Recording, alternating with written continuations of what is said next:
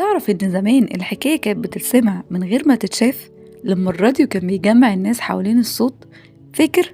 شكلك مش فاكر، معلش، احنا بقى هنفكرك. احنا جايين النهاردة نرجع الزمن ده، بس بطريقة محدش شافها قبل كده. هتقولي ازاي؟ هقولك ازاي. هتسمع صوت وهتلاقيه مرسوم، هتعيش مشهد من غير ما تشوف اللي بيتصور. ليه؟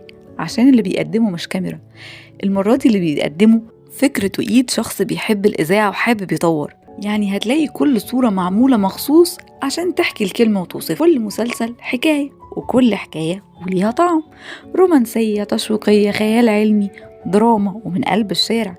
احنا عاملين مائدة صوتية فيها من كل صنف حكاية.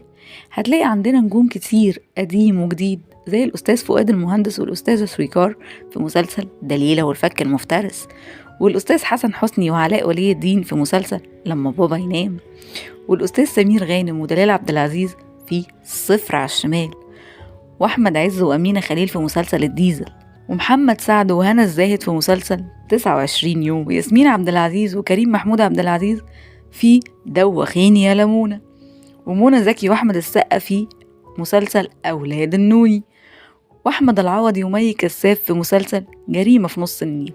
ومش كده وبس، لسه دي البداية. أنا هنرجعك لزمن جميل، تسمع حاجة معمولة بحب وتتفرج عليها كأنك بتحلم. اشترك في القناة وفعل الجرس واستعد ترجع تسمع تاني، بس المرة دي بعينين مفتوحة وودان مندهشة. احنا إذاعة، بس مش إذاعة عادية، احنا بنرسم بالصوت ونحكي بالصورة. وكل اللي نفسه في مسلسل يشوفه أو يتفرج عليه قديم أو جديد يكتب لينا، وإن شاء الله هتشوفه عندنا وبس في قناة دنيا وأولوية. واحنا في انتظاركم. سلام.